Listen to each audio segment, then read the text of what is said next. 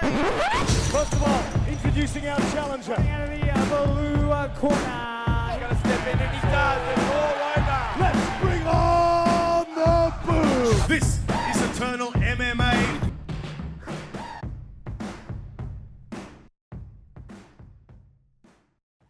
All right, Bones and I are back with another recap edition here of the Eternal Insiders Podcast, here to recap the events that were from last weekend for Eternal 95, making its way for the very first time to Logan City in Queensland. We had a stellar main card with John Martin Fraser and Sebastian Temesi at the top there, with John Martin Fraser getting his hand raised, as well as a bunch of other fighters getting their hand raised in spectacular fashion, as they so often do for Eternal MMA, and this was no exception up in Logan City, Queensland. For the first time, as we said, and Bones was there cage side in the commentary booth and saw all the action. We gave our thoughts and feelings on the card before it happened, and now we're here to talk about it as it has happened.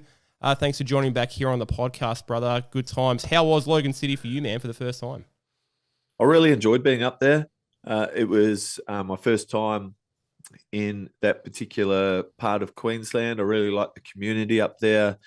Obviously, a very proud sporting region, and you really got the sense of that when I, went for a walk in the morning. All the rugby league, junior footy was out there. People flying the flags out the back of their cars when their team got up, and the fans that turned up to the Logan Sports Entertainment Centre were certainly passionate about their code, and yeah, it was a good time, man. The fights were excellent on that card. Through all the troubles that card went through to get to game day with pullouts and the like, I think it really showed up and delivered. Yeah, there was certainly quite a few pullouts, wasn't there? I mean, we ended up with 8 fights total between the prelims and the main card all told. A lot was built around the Logan City area and the Fight Centre, of course, the famed gym up there. Not a fantastic night at the end of the day for the boys at the Fight Centre with a couple of those fight pullouts, and no fights for the boys that were on there going their way in the end, but the card was entertaining nonetheless. No doubt that the fight fans that did turn up for that one certainly got their money's worth. We had some really good prelims. I mean, we only had the 3 prelims, but there was certainly a lot of action on there. I feel like we say that all the time with the prelim action for Eternal MMA, but the boys certainly delivered. The 3 fights there, we had Nicholas Liaris getting the job done over Kyle Higginbotham. Dallas Dennis, boy, did he get the job done in spectacular fashion over Siobhan Nim. And Joseph Bird getting up on top of the Fight Centre's Max Davidson. So that was done by decision. Plenty there to sink our teeth into, but the amateur fights there on the prelims, man, what impressed you with a couple of those guys? I know you're a Dallas Dennis fan. He was the second fight up, but yeah, Nicholas Liaris kicking things off in spectacular fashion in his own right too. Yep, the psycho by name and the psycho by nature. He's an intense cat, and he certainly has some power. He really impressed me because Higginbotham, his debut on Eternal, he looked like a professional, how cool, calm, and collected he was when he came in, which was testament to all those years of competition experience in Taekwondo and in Muay Thai. He looked the goods in his debut, but it was just the power of Liaris coming out of Lion's Den.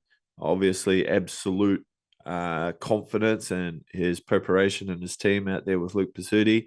A lot of guys his size to move around with. And that right uppercut was that was quite something, man. He's one to watch, I reckon. That Liaris, he's knocking everybody out left, right, and centre. Put a guy on a stretcher down here in Melbourne, and then that uppercut wasn't far off, needing significant medical intervention off the back of it. So keep your eyes on Liaris. Yeah, certainly keep an eye out for those boys. So we had a couple of the amateur fights there as well. Dallas Dennis, that was a fairly solid knockout win over Siobhan Nim as well. Siobhan Nim, one of the boys out of the Fight Centre. Not managing to get the job done for the local hometown crowd, but they saw some action there. Dallas Dennis, what did you think there?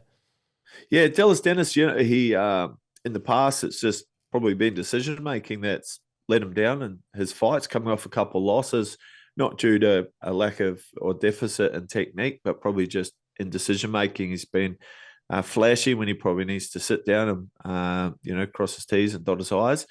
And he made the adjustments, went over to Bangtao, spent a couple months over there just working on his boxing foundations and his wrestling foundations, and it really showed as he backed up out of the way of the oncoming Siobhan Nim.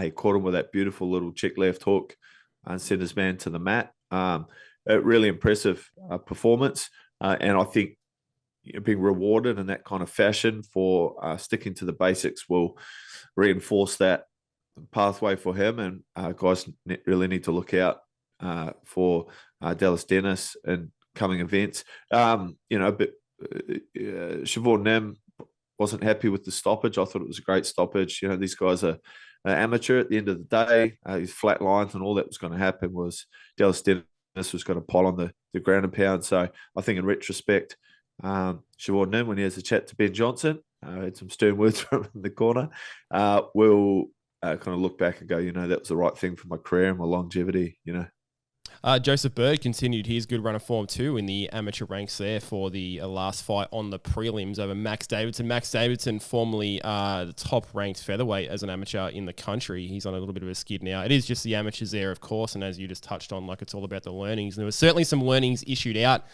by Joe Bird, but yeah, he's been on an absolute streak. I think that's 5 fights now on the bounce in the amateur ranks for Joseph Bird over Max Davidson. Yeah, not a happy crowd there at Logan City for one of their Fight Center boys not getting the job done there. But Joseph Bird on the come up there as well.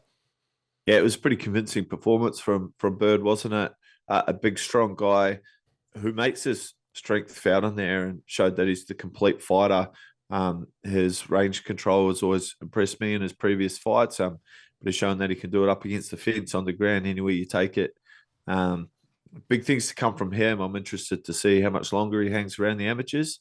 And when he does switch it up to the pros, is featherweight going to be his division, or will we see that big, tall, lanky frame down at bantamweight? Well, we'll see. But, really exciting things in the future for the scrappy MMA boy. Yeah, well, speaking of people that are making their way out of the amateurs into the pro ranks and move to the main card, where Jesse Wynn, you called this best, win by name, win by nature. I like that little tag there for Jesse Wynn, who, did incredible things in the amateur ranks, only losing once in the amateurs via way of split decision to John Aiello, who was meant to be featured on this card, but unfortunately wasn't. But yeah, Jesse Wynn coming over the top of Thunder Mitch McLaren there in the flyweight division. I was really impressed with Jesse Wynn, man, and I'm sure you'll give your technical analysis there, but man, he looks solid. Like Jesse Wynn in the flyweight division, he really impressed me. I was pretty hyped on Mitch McLaren. I mentioned on the podcast we did before this that I'm a fan of the McLaren boys, but Jesse Wynn showed out across all 3 rounds. Big moments that he had in all 3 rounds, especially in that second round where just an absolute flurry where it looked like he might have ended up emptying the gas tank, but still managed to keep himself absolutely going, didn't take his foot off the pace at all, but just everything was fantastic, solid technical ability. I really liked the way he was pumping that jab to the face, to the body, his low kicks, the high kicks, everything was just really crisp at this stage of his career for Jesse Wynn against, a guy that's had his own good run of success in the amateur ranks in Mitch McLaren as well. We know all about Mitch McLaren and the McLaren boys, but too many weapons, too high a pace, did Jesse Wynn put on for Mitch McLaren, who, gave a good account of himself, but Jesse Wynn was just too much, man. He kicks off his pro career in fine style, goes to 1-0, but very entertaining fight from both boys, but Jesse Wynn, like we said, just too much. Yeah, that was so impressive. I think what really stands out to me with Jesse Wynn was his shot selection. The volume was constant from him, but there was no real discernible pattern. He just took what was available to him. There's this. I've used this analogy with some of my fighters when I'm training them before, that there's this kind of shark, this deep water shark, called a cookie cutter shark, and it doesn't go in and go for the jugular. It doesn't destroy larger fish in one go. It just continually takes cookie cutter size bites out of them. I like it. And just, every time it goes in, it's not overcommitted, but it's always doing a little bit of damage and chipping away. And that's kind of what Jesse Wynn looked like in that fight, starting off with the calf kicks, mixing it up with the hands to set that up, took it when it was available.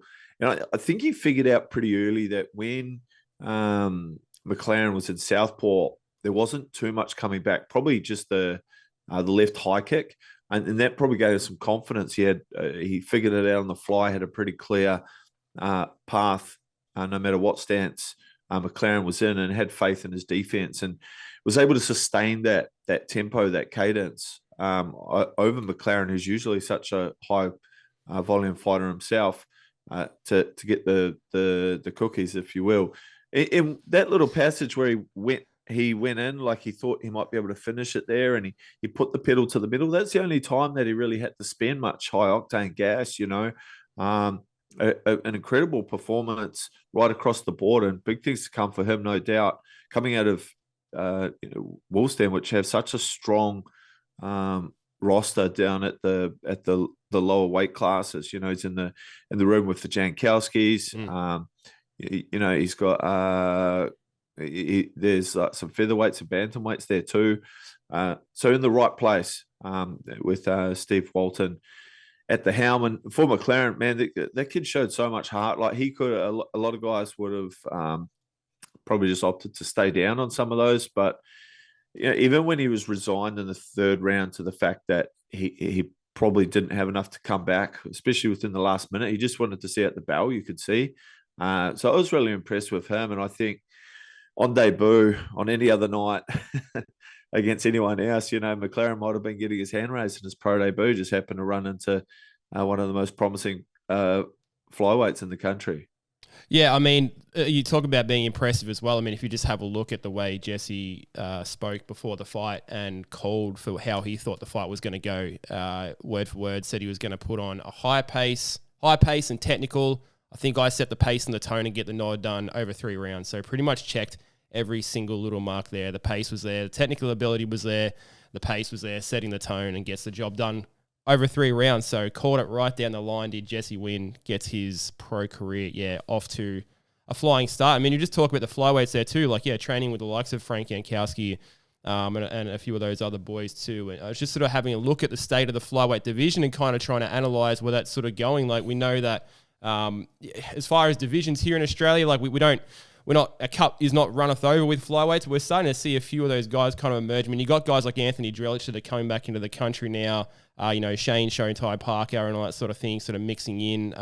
We've got guys like Odin Musket, who I'm hoping we sort of see back sooner rather than later. Speaking of that, I'd love to see a fight with him and Jesse Wynn at some point. If that's something that could happen with similar records, that'd be something that'd be very fun. But it's sort of interesting in those lighter weight classes to see where that sort of division can kind of go. But we need guys like Jesse Wynn that are putting on these performances to come through and give us a few more of those fights. Because, when we've had flyweights in the past, I mean, you hark back to the Stephen Ersegs that really kind of, set the flavour, as it were, for the flyweights here in the country. Would love to see more of those flyweights getting in and mixing it up. So, hats off to Jesse Wynn. See where he goes from here. We moved from there to the opposite end of the spectrum as far as the weight classes go, with some heavyweights, and not just heavyweights, some big heavyweights, man, some massive heavyweights. I think you made the call, like, shout out to the new fight kit sponsor for Eternal MMA and MA1. Managed to strap a big old pair of shorts around Adnan Larry. I mean, the size of this guy, and I say that because, man, this guy can move for such a big heavyweight. I think I touched on the podcast before we did this one in the lead up to this that, like, Adnan Larry, like, such a big guy. And speaking to Sam Miles, who trains him down at Absolute MMA, says you just can't really understand how big this guy is until you stand next to him. And you think that about a lot of heavyweights because his opponent, Ush Jackson, a big guy in his own right. But, man, Adnan Larry, the butcher, man. I was just looking at the fight again, like, before we jumped on here, and I'm looking at the size of the dude, like, big old belly and a big old butt on him, but the size of the traps and the shoulders and the biceps and everything, man, like, this guy is a problem. And I mean, for the way he was moving, again, you'll talk about this better than me as far as the technical side of things goes, but, like, everything that he put together from a technical standpoint with the hands, the low kicks, like, great jab, and then just, like, on the ground as well, like, just a beast on the ground, which I was not necessarily expecting from Adnan, the butcher Larry, like, coming out the way he was, and credit to the chin of Ush Jackson as well for taking some of those big shots early. But, man, he's got some skills for a big boy. Moves to 3-3 in his pro career now. I expect a lot more wins coming from Adnan Larry because he looks like he's turning it on at this stage in his career. But, that was entertaining stuff from the heavyweights. Some big boys that can certainly move. But shout out to Adnan Larry from Absolute MMA getting the job done in this one. Yeah, that's right, man. I think well, first of all, with the shorts, yes, that was improved. You can't nail a 9-inch nail with a tack hammer, can you? He's got a big old booty, and was slinging some sledgehammers. That right hand in particular, slipping outside the oncoming traffic from Moose Jackson to come up and over the top with the shortcut and thumping with that right hand. He kind of lulls guys into thinking that his head's got to stay on the center line, but he's actually got pretty good counter boxing. He'll slip off and tag them. But it was really the calf kicks that started the party for Adnan Larry, and yeah, he didn't overload on them to begin with. He just started finding his mark, but then he really started to hammer them in. That was giving Bruce Jackson some real problems. It kind of took away the kicking game of Bruce Jackson. I think I was really expecting him to come in and work the body of Adnan and stab the kicks in. He was carrying a lot more weight into this fight. I noticed Bruce Jackson. I think that was probably deliberate to kind of match up with Adnan Larry, maybe in premeditation of some grappling exchanges. But yeah, once that leg was gone, it started giving Bruce Jackson some problems. Bruce did a good job the first time the two went chest to chest against the cage, but it was that hip toss from Adnan that really sucked the gas out of Bruce Jackson. Wasn't that something, man? That was a crazy hip toss from a big boy. I love that. Yeah, bro. And look, I think this is I'm sure Simon Carson and probably Adnan would agree, this is the performance he's always been capable of. Like, he's always had this ability. He just really put it together on this night. And look, I agree. I think this is the start of like a run of consistency for him. He's really, really good, man. Just in the past, there's been some decisions that along the way that have led him to take some losses in fights. But when he does get on the ground, he knows just how to make guys work more than he's working. And at heavyweight, that means a lot. Like I spoke about on the broadcast, that side control that he was establishing in the lighter weight classes, it just doesn't work. It's if you've got a blue belt at a minimum strapped around your waist, side control pins aren't going to keep you down, particularly if there's any ground and pound involvement, because to land ground and pound, you need to create space to do damage. But at that weight class, you can really accommodate for their underhook just by applying like all your dead weight on top of their chest and their shoulders. And it meant that every time Uz tried to scramble up without the sophisticated involvement of his legs, it was making it a really taxing exercise for him. And Adnan Larry, as the fight wore on, coming into the last round of the fight, the wrist control and the placement of his weight on Bruce Jackson's hips led to that final position where he was able to finish him off. So Adnan Larry can do it everywhere, man, and I think he'll continue on the streak. So looking forward to seeing Adnan back at Eternal MMA.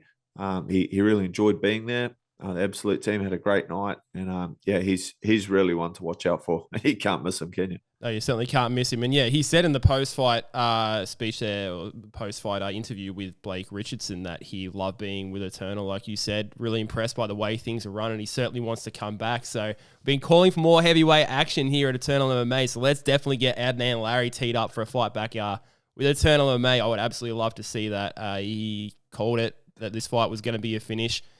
Mentioned that none of his fights have ever gone to decision. And I mean, you can check out his record right through the amateurs, right through the pros.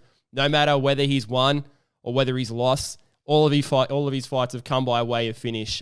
So he's guaranteed to, be a highlight one way or another. But coming into this fight on a 2-fight losing streak, so he shores up his record now to 3-3 and gets the job done with a win. And like we both said, I think there's more wins to definitely come in his future. I'd expect him to potentially go on a bit of a run, especially with how he's really sort of mixing up the skills on both the feet and on the ground. So, hats off to Absolute MMA's Adnan Larry. It was a big night for the boys from Absolute MMA, 2 for 2. We'll get to that shortly, but we've got our first taste of welterweight action when we had Lonnie Filimohala taking on Declan Wolfinden in the said welterweight division. I didn't realize this, but apparently Lonnie came in 100 grams overweight That wasn't something that I actually caught before the fight. But either way, Lonnie Filimohala gets the job done by Declan Wolfenden in the second round with a rear naked choke submission. Quite impressive over a brown belt in Declan Wolfenden in his own right there. But a lot of good scrambles on the ground, a lot of reversing your position. The fight just started off straight away with Lonnie Filimohala going straight for the legs of Declan and getting to the ground. And those guys just played around there in an entertaining little scrap. Reversing a few of those positions, but at the end of the day, Lonnie Filimohala just wanted it, man. He just wanted it so bad. Came in with some, some personal adversity he'd sort of dealt with in recent times, with some family troubles and some family loss, and he really carried that with him into this fight and put on for his family and his friends, and did his family proud. Incredibly impressive win. Moves to 2-1 now, I believe it is, in his career as a professional. In the welterweight division. So hats off to Lonnie, man, for getting the job done via that rear naked choke. That was quite impressive. Yeah, and I can sympathise with Declan because I've had a fair few hidings from Tongans back in the day. Seemed like a daily occurrence there for a while. There's nothing like being able to talk from personal experience, mate. So that's why we love having you. Yeah, but Declan was right in that fight, man. Like, it was a really close fight with, like you say, that seesawed back and forth, and as the two exchanged positions, Lonnie, he's been around a long time. That we spoke about this. Had his first fight on Eternal about 10 years ago. The only reason we haven't seen him in the pro ranks is because he's been so successful in his campaigns internationally, representing a nation in like IMAFs and Gamma and whatnot. So, if you can, I think he's had 15 odd fights in the amateurs. I've been in the game a long, long time. Kyle Noakes spoke really highly of his ability on the mats in grappling. And it really showed, man. Taking the fight to the ground and putting the pressure on Declan from the start, I think was a good idea. Declan has shown in his last couple of fights that when he's allowed to sit back and be allowed to work in control range, that's probably when he's at his most dangerous. On top, he's got some vicious ground and pound, particularly with the elbows, does Declan, and was getting to work with some of those. Just a momentary mistiming of the whizzer allowed Filimohala on 2 occasions, actually pretty similar back takes to get to the back. There's in the last few years in MMA grappling, we've seen guys really improve the back mount position. Delmar Fan probably stands out as a guy from Team Compton's that as to, just testing to see if the rear naked choke's there. David Martinez does the same thing. He'll just test, but he never really commits until the moment presents itself to commit to the submission, but he makes guys work constantly. And Filimohala did a really good job of this. The finishing position where he had that right hook extended and was sitting down on the hip, backpacked up against the fence. That's a good, very dangerous position if you know how to architect the finish from there, but it's not actually easy. So it requires some sophisticated grappling, and the way that he strung it together to get the forearm under the throat, and then knowing how to apply that squeeze was really impressive. Lonnie's a fantastic addition to the welterweight division, which is becoming so rich at Eternal MMA. So looking forward to seeing him back. And look, I feel for Declan, man. Just that fight versus Connor Downey now is probably going to come back to haunt him, because you're talking about a 1-3 guy that's not a 1-3 guy. Similar to what happened to Candiata back in the day. You have to really scrap your way back from that. He's I don't think a lot of guys are going to be putting their hand up to fight Declan Wolfenden. He's so good. Just the cookie hasn't crumbled in his direction the last couple of fights. So I'm a big fan of Declan Wolfenden. I'm looking forward to seeing him back. He's only a whisker off, stringing a couple together, but the night was all about Lonnie. I'm glad that you just mentioned Candiata there, because I'm going to switch it up and go back to the actual start of the card here. I'm going to allow myself maybe a little bit of a pass here, given the fact that this fight actually ended in about 8 seconds. You probably picked up on this and just let me go as I started That's what announcing. we call Jesse it. That went, was what we call in the industry a segue, mate. a segue, yeah, very nice. Yeah. Thank you if you were doing that as a little cue for myself. But I mean, yeah, maybe we did miss this one in terms of, or maybe I missed this one to bring this up at the start of the card because of how fast this one ended. So my apologies. We're going to creep back down to the actual base of the main card here for Surapun Chili Kanchari against Kandiata. This fight ended in 8 seconds, like I said. Now, there's a couple of little things here that I want to touch in this fight. Man, I wish that I hadn't missed this to talk about it. But, I mean, look, let's just set everything up from the way this kind of went, right? So we had Kandiata in the position that you've mentioned, sort of as the Gorilla Monsoon position for the WWF is for Gorilla Monsoon. The opening part of the card for Eternal MMA on the main card belongs to Kandiata for a reason. It's because he's an absolute killer who has been on an absolute tear of recent times, like we said, shoring up his record to go 4-3 with 3 first round knockouts. He lost his original opponent on fight week. The call goes out to see who wants to take Kandiata on short notice. And like we said when we set this card up, prior to this card on the last podcast that we did, no one said yes to Kandiata on short notice, which is of no surprise to me or too many other people, except for a man with massive balls out of Thailand in Chili Kanchari, who put his hand up and said, absolutely, let's go. So hats off to him for even getting there in the first place. But the second thing is, so I'm getting ready for this one. I'm trying to keep my eye on the prelims as much as I could with, getting the young bloke ready for the night and getting him showered. I get a little bit of a break after the prelims finish, and I thought I'll jump in and give him a shower, get myself a shower, and then I'll jump out for some main card action. By the time I get out, it's about 8:08, I think it was. Whatever time it was, the main card kicks off, and I'm thinking, shit, I'm about to miss the start of the main card here. So I tune in on my iPad before I go out to the lounge room, get myself dried off. I put the iPad on the bed, and I see that Chili's just getting announced to come out to the cage. I'm getting dried off, and I'm thinking, all right, we'll settle in here. I'll watch the start of the fight. As they're going through the opening part, I'll take the iPad out and I'll switch it over to the TV. I've surely got plenty of time. As I'm drying my hair, within seconds, I just hear T at the top of his lungs. Oh my God! And I'm thinking that I'm going to be looking down and seeing Chili on the floor, given the reputation that Kandiata has for knocking people out as of late in the first round. And I see Kandiata on the ground with Chili with his hand raised. And I'm getting like just shades of myself here of Snoop Dogg on, Dana White's Contender Series with O'Malley. Chili, Chili, Chili. I'm animated. The miss has got no idea what's going on. I'm freaking out. All of a sudden, I'm turning into that meme from the nightclub of that guy trying to mansplain into another drunk girl's ear. And I'm like, so there's this guy named Kandiata, right? And he's been on an absolute tear for the last 12 months, knocking guys out in the first round. This guy, Chili Kanchari, comes in and he puts his hand up when no one else wants and says yes, knocks him out in the first round as the wife's like, oh, okay, yeah, fantastic. And I'm just like, I'm freaking out at this point. Like this was just absolutely flips the script, does this unassuming guy in Chili Kanchari comes in and just puts Kandiata out in the first 8 seconds of the fight, man, with a massive right hand, just opens up the main card in spectacular fashion. Sorry, Jesse Wynn, it wasn't you. It was, in fact, Chili. My apologies there again for getting that wrong. But holy crap, incredible. Just incredible stuff. You talked about this before we did this one, when we did the setup, that these Thai guys, they don't look at records and what people have done. They say, hey, it's next man up. I'd love you to elaborate more on that, for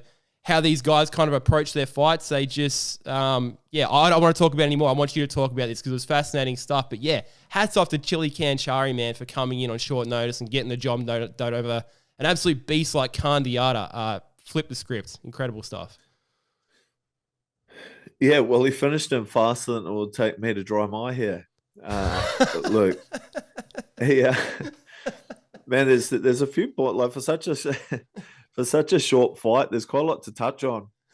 I went out the back to talk to him, and my Thai's are pretty good now, so I can hold a full. Maybe I should have done the translation. I was going to say, I made me think of the translation bit with Ali Mack at the back where he just started. I can't whoever the guy was. It was like, oh yeah, good preparation. Just is that what you're referring to with the setup at the back? Yeah, that was so. Yeah, good. I was getting there. So when I had a chat to him at the back, I was like, oh, where are you from? And he's telling me he's from the same small part of Isan, where Sanchai's from, one of the Muay Thai greats of, the semi-recent era, small little town. And that part of Isan in particular, it's a very poor, very rural rice farming area. It's very big. It kind of adjoins Laos and stuff. And if you're from that area and you're involved in Muay Thai as a kid, they hold these, rather than having a fight night, they have these festivals, and they'll often go on for like a Friday, Saturday, and Sunday. And sometimes these kids will be fighting at like 3:00 in the morning, and if it rains, they keep fighting through the rain. They might string 2 or 3 fights together over the course of a weekend. Full Thai rules, from from like 5 years old, man. So fighters out of Isan tend to be very smart, very technical, but they also tend to be very, very experienced campaigners. And if you, imagine like you're like a rugby player or something, and you've played junior rugby your whole life, and Saturday morning rolls around and it's time to check the drawer and toddle off to play footy and lace them up. That's what it feels like going to fights for those guys. And you're not necessarily looking up, the Werribee Wind Turtles first 15. You're not like necessarily doing lots of research on them, before you turn up to the game. You just turn up and you just play the hand that you're dealt. And that's the mentality of coming from that area, to answer your question, Yeah.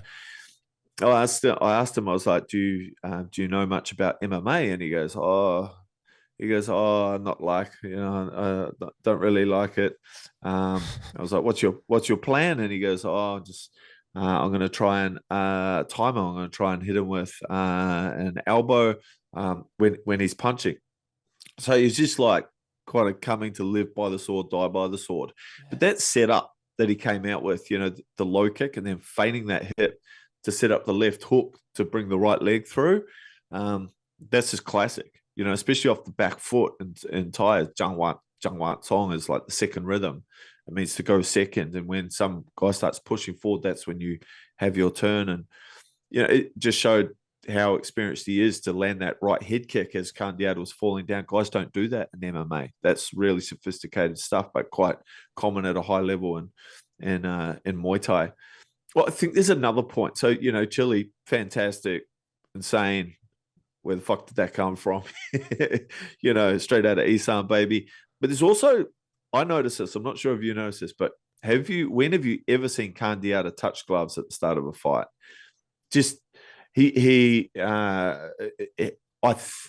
don't know. I'm not in the man's shoes, and I certainly wasn't in his corner, but he didn't have the intensity that he usually has coming into a fight. I think maybe Khan maybe underestimated. Well, probably certainly underestimated. Maybe that coming forward, he wasn't expecting that left hook to come through the way it did. I don't know, but I don't recall seeing Kandiata touch gloves. And, interesting. It's probably a show of respect to the man stepping up to give him the opportunity, perhaps, Luke.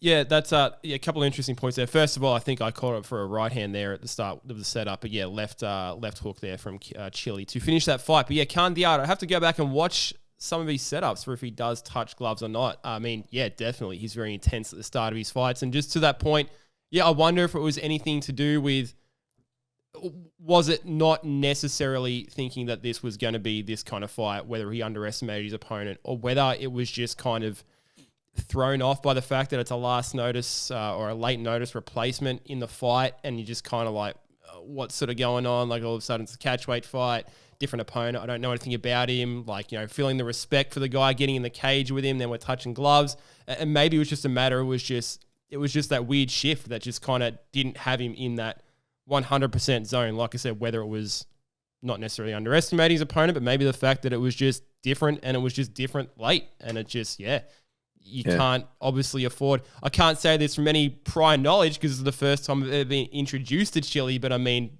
very obviously, you certainly can't come in against this bloke with anything but complete mental preparation and ready to be on the front foot straight away against this guy. Yeah. So I don't know what his plans are. You just mentioned there that he's not really big into MMA, and whether there's more MMA in his future, I've got no idea. Whether he's just kind of a one and done type guy, and if so, thanks for the memories, because what a memory you've created there. But yeah, man, like just a stellar way to start off the main card. But did you manage to talk to him at all after the fight, and whether he said it's something he's interested in continue at all? Like, what do you know anything there? Oh, he actually sent me a message yesterday. I can't really tie that well. I'm truly grateful for the opportunity to take part in the event. It's an honor to compete alongside so many talented athletes, and very nice to meet everybody. So he's just really grateful to be there and take part, man. Just a really good person from what I've heard from the Fight World Gold Coast team. Yeah. He's like a really beloved part of their culture, gym culture. And can we just quickly make a shout out to Tama Lewis, who's the owner, for his translation at the end with Ali Mack. my God, that had me so in good, yeah. stitches, man. Like he's a good dude. It was I'm so not sure. funny, man. I was laughing forever at that. It was so good. And like, I don't know how he ended up in that position, but man, like I loved his translation game plan. Like sometimes when you need to explain something to a Thai, you literally put it into English and you say it just like that. So I appreciate that from. I had that Tama thought Lewis. too, because Ali said, she's like, I could have done that, and I'm in my head, I'm laughing so hard. I kind of get where he's coming from. That maybe he just wanted someone there just to kind of break it down a bit more simplistic, but then it just turns into like, yeah, no, we need like real translation. But yeah, that was a great moment. That was so funny. So I loved it. just everything to do with the Chile, apart from obviously feeling for Khan Diarra, and I think but there's certainly still fights to make for him to see him leg up. I don't actually see this as too much of a hump in the road for him. I don't. I think he'll come back from this pretty strong and probably still make that D. Samasoni fight down the road, or pick up one of these, like maybe pick up Nate Law or something on the way through. We'll see. But the whole story is a fascinating one and incredibly unexpected, and just highlights how exciting the sport of MMA is. It always keeps you on your toes. Yeah, I love that. Crazy. Just fight week, gets a call, says yes, so appreciative, comes in, 8 seconds, knockout. Thank you on the way out. I love competing amongst, all these professionals and meeting so many nice people. Thank you. And then away he goes, just in and out like crazy. And as you said, Khan Diarra, definitely he'll be back. I mean, such an entertaining fighter. He takes one shot, gets knocked out. Seemed like he was in pretty good shape, at least after it, once he sort of got his wits about him. So yeah, we certainly will hopefully see that original fight redress with Khan Diarra somewhere down the track when he is good and ready to go. Now we can get back on track to the actual reorder of the fight, where we had the co-main event in the welterweight division this time around, and we had Nate Law versus Sam Miles. Nate Law, of course, the big touted fighter on this card, who is the adopted hometown boy in Logan City, where this card was, of course, at, but originally born in New Zealand under the tutelage of Dan Hooker, being training partners with the likes of Izzy Adesanya, getting his licks in there, coming over to Australia and getting some fights. And what a tear that Nate Law has been on to get himself to this point. Coming in on a 3-fight win streak to start his pro career with 3 knockout finishes. Like, let's be honest, we talked about this before the card when we talked on the podcast last time, that a lot of this was about Nate Law. This was about sort of Nate Law taking that next step into his career against an up-and-comer like Sam Miles, who, definitely, certainly not underestimating Sam Miles by any stretch of the imagination, but a lot of it was set up for Nate Law, given that it's his new hometown, given the streak that he's been on, given the incredible technical ability he showed and overcoming some of the adversity that he has, even just for having his 3 fights all ending in the first round, still shown so much. And what an athletic body, what a incredible looking fighter, sort of all around. It really was set up for him. But Sam Miles comes in, gets the job done in round 3 with a massive, massive KO. And this is after almost getting himself knocked out in the first round. Goes back to his base, which is his wrestling, starts getting his strikes going in round 2, and then comes out with a knockout in round 3.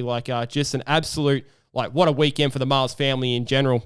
But yeah, Sam Miles, the other boy out of Absolute MMA, Victoria versus Queensland, goes up and gets the job done. I will say before the fight, I had both guys on the podcast, and maybe it was because the first time I talked to Sam Miles, but everything I was thinking in terms of how this fight might potentially go, I was a little bit, I don't say worried, but just his disposition in the way he was sort of talking about the fight, where I won't say it word for word, but he was talking about, people don't, necessarily think this will be as close as probably going to, it was something along the lines of I think I've got a really good chance of winning this fight. And, I'm definitely going to make it hard for him, and all that sort of thing. Whereas Nate Law is just straight down the middle, I feel no pressure, go in and get the job done. And to me, the way I interpret it, obviously now incorrectly, was that Sam Miles was giving off a bit of an impression that he knew he was the underdog, but he's going to go in there and give it his best shot, and hopefully he comes out with a win. But yeah, like I don't know how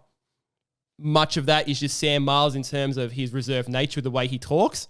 But man, he showed out, and yeah, not without the adversity. Like we said, almost gets knocked out in the first round, comes out and does the knocking out in the third round in just so impressive fashion, man. Like just massive right hand. Nate Law's hands were down there a little bit, and he takes advantage of that. But yeah, just we continue the night of upsetting the fans in Logan City. Does Sam Miles in the welterweight division. Hats off to him. Goes 3-1 now for his pro career. Comes back after a loss and gets himself back into the win column. Hats off, Sam Miles. Yeah, and I think your observations prior to the fight, I think maybe also symptoms of their previous fights. Nate Law coming in 3-0, all finishes.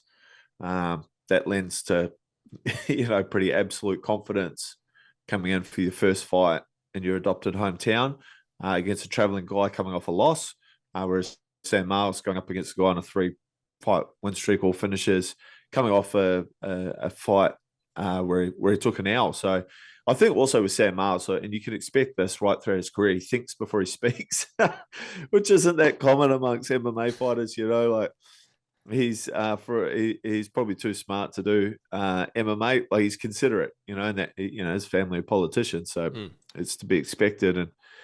And Sam, well, he's the minister of offense, Miles, isn't he? Coming into to this, and I'd be quite willing to let him handle our foreign affairs with a big right hand and a snappy double leg. Oath. Moving forward, it was Nate Law, who's as I thought, his left kick's devastating, man, from southpaw.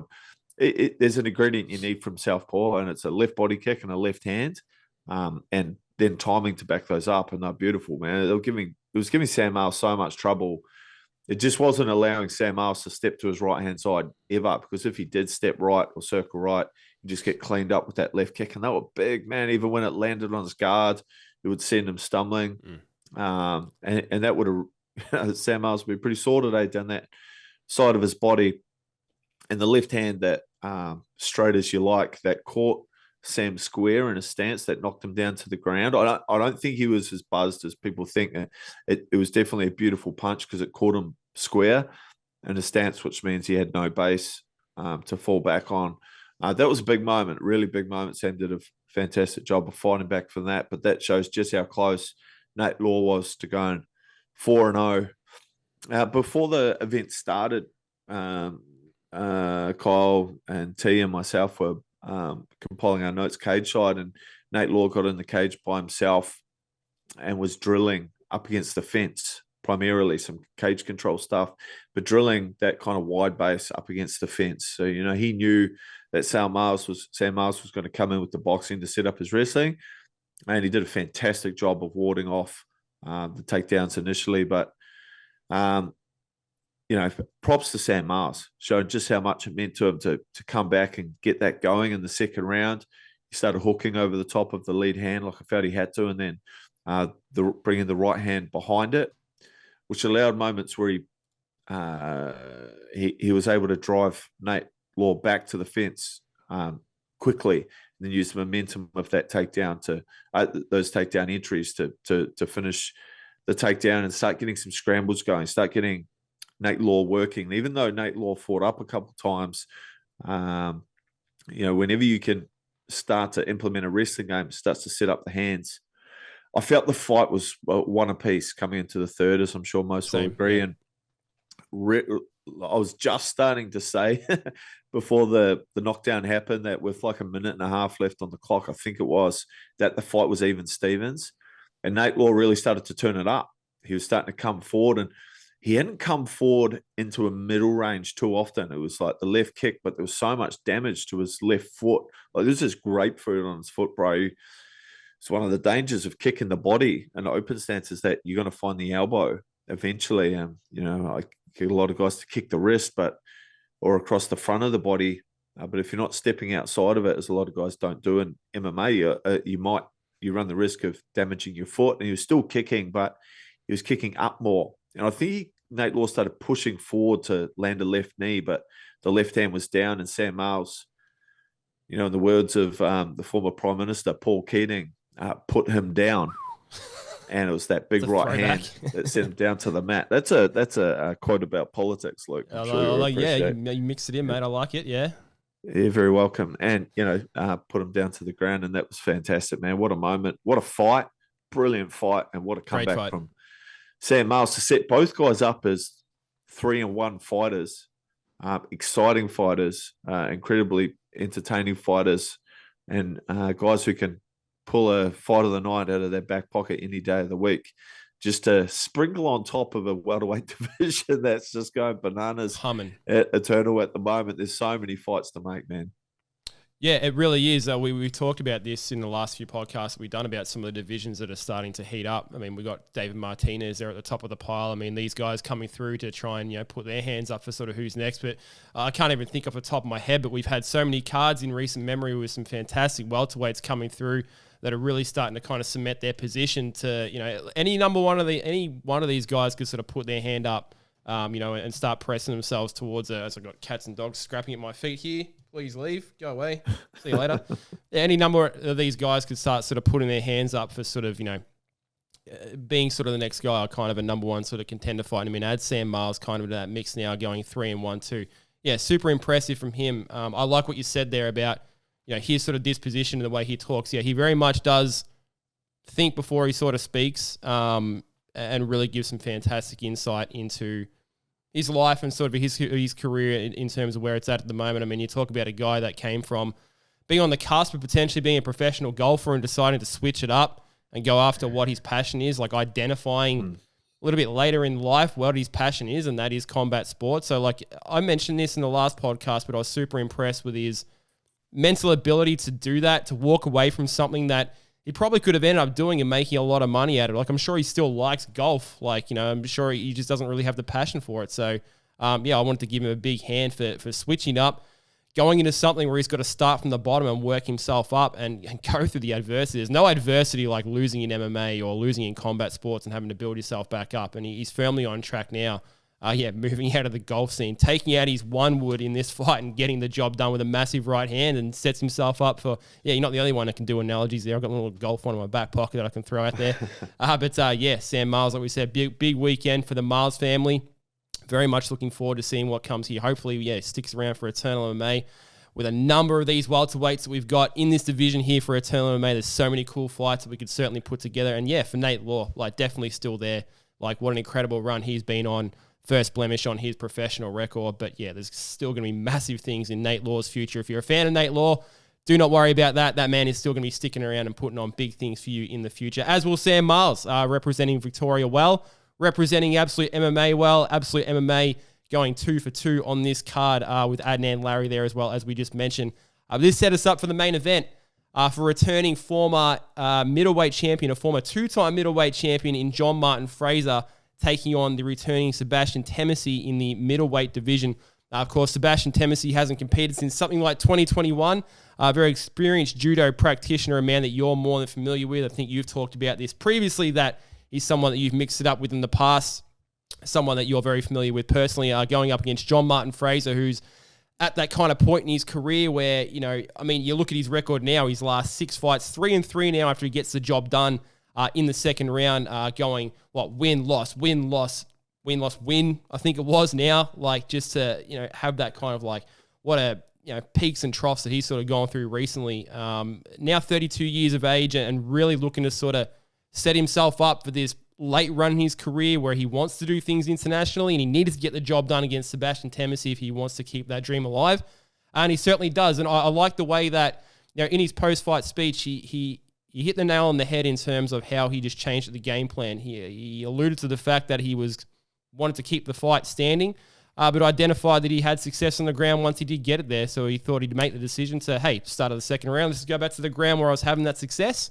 And he did, continued the success and got the job done on the ground against a guy who's very much known for his grappling acumen there in Sebastian Temesi. So hats off to John Martin Fraser, gets himself back into the win column in very nice fashion there in the middleweight division. Good to see him back there winning. But always love having John Martin Fraser around. The former champ back in the win column. Yeah, first of all, shout outs to Sebastian Temesi to come back after 4 years against, or almost 5, against John Fraser is just. Imagine that for a welcome back. That's wild, yeah. Well, so how's the gonads on Temesi? We spoke about the size of the testicular fortitude of one Chili Surapan, but Temesi coming main eventing against John Fraser is like, it's momentous, and to drop him, like, how many times have you seen Martin Fraser dropped in his career? Very rare. I can't. Yeah, 100%. And I said this, and I'll claim this, because I did say it was going to be the left hook or that straight right hand of Temesi, and it was. And I think that probably caught Martin Fraser off guard a little bit, and everybody else. But I've seen it before, man. When Temesi throws that thing, he covers about 27 meters. Yeah, he blitzes so quick. I was impressed by that. That was crazy. I don't even think I was looking directly at the TV when it happened. Like, I think I turned away, and all of a sudden I was like, oh shit, like, that was fucking quick. Yeah, and if you look at his body, he's like 70% lats. Like he's got the biggest back. Yeah, man. Carries his hands very low. And I think so. Two things. I think he gets an incredible amount of power, because a cross is actually not, if it's done properly, it's not actually a push. It's actually a pull. It's a pull set up by rotation of the hips, and your lats is what creates it creates snap in that pulling motion.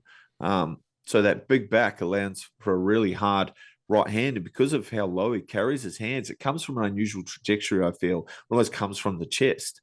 So it snapped him back, and it was a huge punch, man.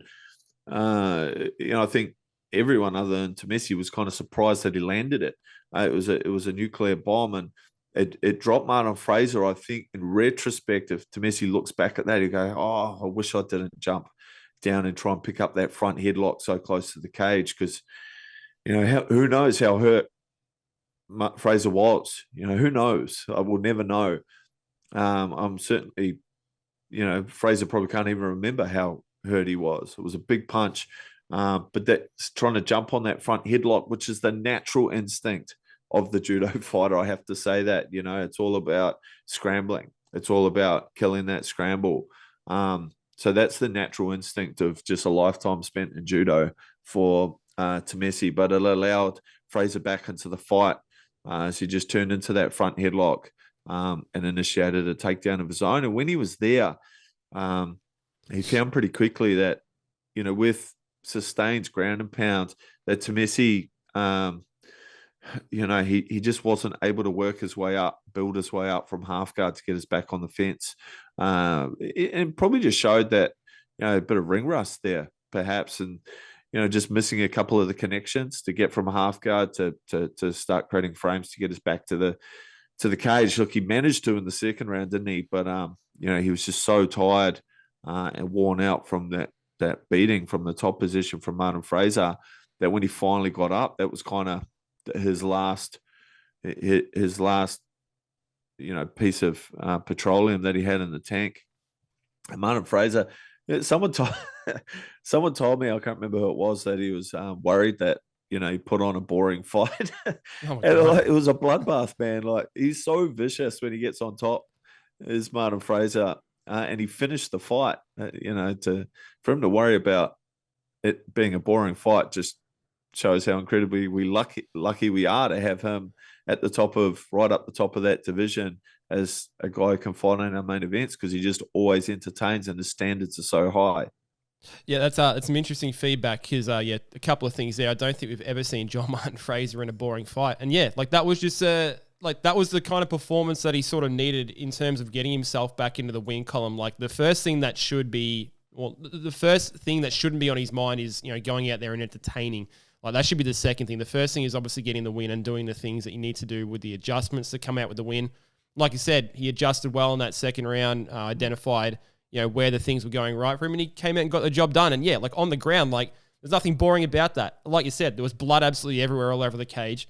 And then John Martin Fraser's on top of Sebastian Temesi, he's raining down absolute bombs. There's nothing boring about that. I think, to your point, just because what we've seen from John in the past, with his incredible striking ability and some of the highlight reel finishes that we've seen from him, that, yeah, like, is this the most spectacular finish of his career? Like, no, but that's just a testament to everything that he's sort of given us to this point. So, yeah, John, I got no idea if you watch these sort of things, mate, but yeah, far from boring. I've seen a lot of boring fights in my time, and you don't put this one in that category. That was just an impressive performance, the kind of win that you needed at this phase of your career, back in a main event, and going to 9-5 as a professional now, and yeah, I'm sure you'll be looking to set yourself up for a nice run in 2025 and get yourself to double-digit wins at this point and see how you can move forward and do what you do best, man. Interesting times in the middleweight division. Not too sure exactly on the status of our current champ, Darcy Vendy. Obviously, there's a lot being talked about whether he potentially moves on next to international opportunities. We know that John obviously lost in the title fight against Darcy Vendy. So,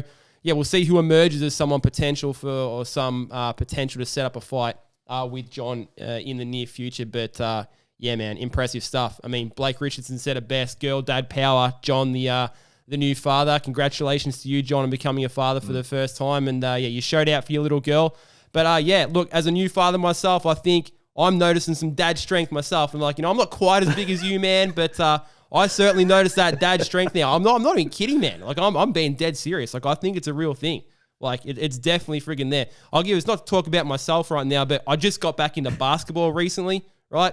And if I go back to, my basketball heyday, and I'm talking like 5 years ago, like, I had to really kind of pump out the passes to get them to their target. Like, it feels like a tennis ball in my hands now, and I attribute that to fatherhood. I'm throwing passes over people's heads, so I've got to start making those adjustments. But it's working for you nice in the cage, man. You're throwing those punches down the pipe, and yeah, a little bit of added strength where you probably didn't need it there. But I'll stop rambling on about myself now and the dad strength. But yeah, John, nice way to get the job done, man. Shore up that record. Get yourself a win. We need to double it up. We need to get a couple of wins in a row for you, man. And yeah, hats off to Sebastian Temesi, man, for at least giving himself a good account for such a long layoff, 4 years, something like that, to come back in against an absolute monster like John Martin Fraser to cap off an incredibly good card. A short card, lost a lot of fights on the card, but yeah, 8 impressive fights right across the board. There was no boring fights in this card whatsoever. We don't say that too many times, but every single one of these fights had at least a little bit of something. More often than not, they're incredibly entertaining. Good first trip to Logan City in Queensland for the first time. So yeah, hats off to everyone who got the job done there. And we look ahead to what we move to Eternal 96 now. We set up nicely. We've got a couple of cards coming up in June. Well, we got June 21st, I think it is, for Eternal 96. Or am I thinking ahead to, yeah, we got back-to-back. June 21st for Eternal 96 and then June 28th for Eternal 97. Still a few things going on with that card as far as some fights being locked in. But man, one that I know you're looking forward to because I'm looking forward to it just as much. Connor Birch versus Matty Eon for the Interim Australian Bantamweight Championship on June 21st at the Southport Sharks for Eternal 96. Oh my God, like that is just something I'm so keen to sink my teeth into. I cannot wait for that fight. Just a couple of absolute savages there in the bantamweight division going up against each other. That is something to look forward to. Like we said, still a few things being worked out on that card, but Taser Malone, fan favorite there, he'll certainly be on that card in the featherweight division against Luke Jones, with a few other ones that'll be added and a couple others that you can jump on Eternal's website and check out for some of those fights. And then we've got Eternal 97 will be the week after that. So lots to look forward to. That'll be heading over in Perth. Where's Capper? He's your man out of Perth. He'll be on that card as well with Brenton Mumford. Again, with still a few fights that are being put together for that particular one. But yeah, June, a lot to look forward to on the back of what's been a cracking start to the year for Eternal MMA. And yeah, Eternal 95, big success, man. You enjoyed it up there, like you said. And yeah, I'm very much looking forward to the return of Eternal MMA for Eternal 96. Big things coming. Yeah, man.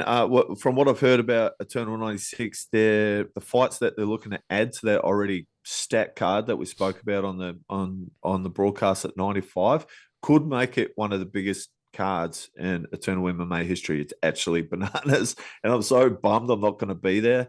And I'm not going to be there for 96 either, up in Perth, which is another insane card with some of my absolute favourites fighting up there. I'm going to be over in Italy for the WBC Australian team taking on the world in Muay Thai. Cool. And doing some stuff in some Thai prisons and for Thai prison fight as well. But I'll be on we'll make sure that we stick to these, Luke, and I'll look forward to previewing the action and then recapping it post at some ungodly hour of a morning in some back alley of Verona, Italy. Hell yeah, man. I'm looking forward to that. Looking forward to whatever kind of setup you're going to take over there with you. But yeah, first and foremost, definitely enjoy your time over there. We'll make sure we'll make sure we make it happen. I'll make some time. We'll try and link up a time slot there at some point. I'm loving doing these segments with you, man. Always fantastic insight from yourself. I love talking about these fights because they're always so entertaining, always great to set up, and always great once we knock them down once the fights happen. So thank you very much once again for your time, brother. Enjoy your time in Italy, and we will reconvene for 96.